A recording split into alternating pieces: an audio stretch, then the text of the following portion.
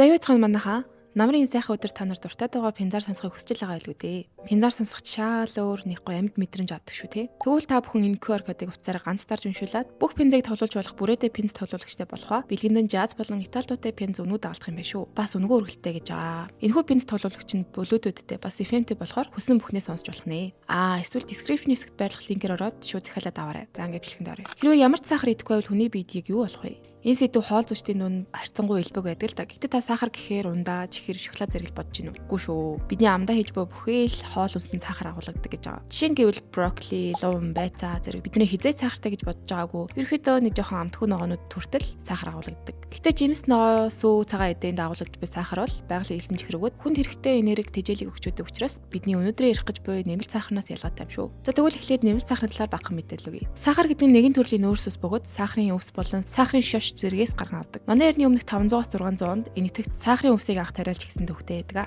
Эхэндээ язгуурчнуудын хэрэглээ байсан хэдий ч одоо л дэлхийд даяар бүхэл хүмүүсийн өдөр тутмын салшгүй хэрэглээ болж кокаинтэй ижил хэмжээний донтуулах чадaltaй байцаалсан билээ. За тийхүү энэ донтуулагчийг идэхэ болчвол эвгүй болох юм. За сахар идэхгүй нэг хоноход таны биед сахар идэх хүсэл асар хүчтэйгээр төрж эхэлнэ. Сахар идэхгүй удах тусам таны биед допамины ялгарл багасаж стресстэх, ядрах, мөн түүнчлэн өнсөх мэдрэмжүүдийг авч эхэлнэ. Дараагийн өдрүүдээс таны анхаарал төвлөрөх чадвар эрс хаана юу барьсан давснаа баг саг мартаж сахарын ургаа тагшилж буйтай холбоотойгоор нойрны хэмнэл өөрчлөгдөнө. Цусан дах сахарын хэмжээ багассан тул толгой эргэх, чичрэх, төвших мэдрэмжүүдийг авч ирч хүчгүй болсон мэт санагдана. 14 хоног өнгөрсний дараагаар амны эвгүй үнэр огт байхгүй болно. Үүний учир нь сахар нь амдах бактерийн өсөлтийг дэмждэг байсантай холбоотой. Инсулины хэмжээ буурсан тул таны жин хасагдаж, астм болон бусад уушигны өвчлөлттэй байсан бол тэдгээр өвчний шинж тэмдэг багасаж баг багаар эдгэрч эхэлнэ. Мөн дээрэс нь таны тарих өмнөхөөсөө илүү сэргийг болж шин зүйлийг сайн хүлээж авч ой санамжтай нь илүү сайжрах болно. Урд нь амтгүй баг чихэртэй мэд санагдчихсэн хоол хүнс илүү баялаг, чихэрлэг амттай санагдаж, магадгүй та урд өмнө анзаарч байгаагүй амтнуудыг мэдрэх болно. Таны биеийн инсулины төвшил урьдчилсноор сэтгэл зүй доктортой илүү тайван болж өдрийн турш ич хүчээ алдалгүй сэргийг байх болно. Сахар идэлгүй сар болоход таны нойр илүү сайн болж эхлэх бөгөөд гүн нойрыг илүү урт хугацаанд авдаг болно. Илүүдэл сахар нь батга, өрөвсөл, улаалт зэрэг арсны асуудлыг үүсгэдэг байсан тул таны арьс урд өмнөхөөсөө илүү тойлохоор өөсөөгөө болж эхэлнэ. Тусан дах муу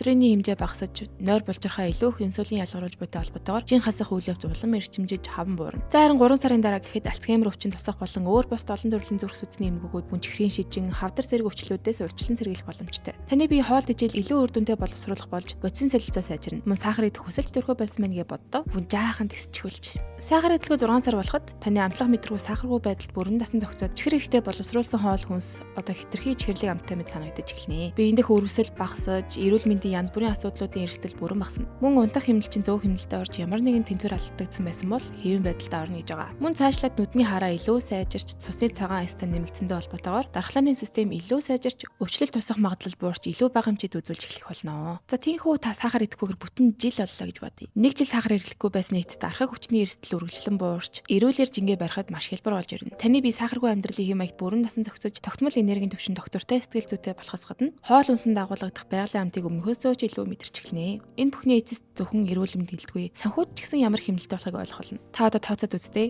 Жижиг гэлтгүй амтанд зарцуулж байгаа бүхэл мөнгөө тооцоод тэрийг нэг жилийн хэрэглээгээр аваад үзвэл ямар их мөнгө амтанд нисээ одж байгааг таараарай. Аимшигтэй тоо гарч ирнэ шүү. За тэгээд ер нь сахар нь сайн тал гэж юу нь л байхгүй дээ. Тиймээс та нар энэ бичлэгийг үзэж байхдаа ямар нэгэн чихэрлэг сахартай мэдчихвэл яг одоо балиарай.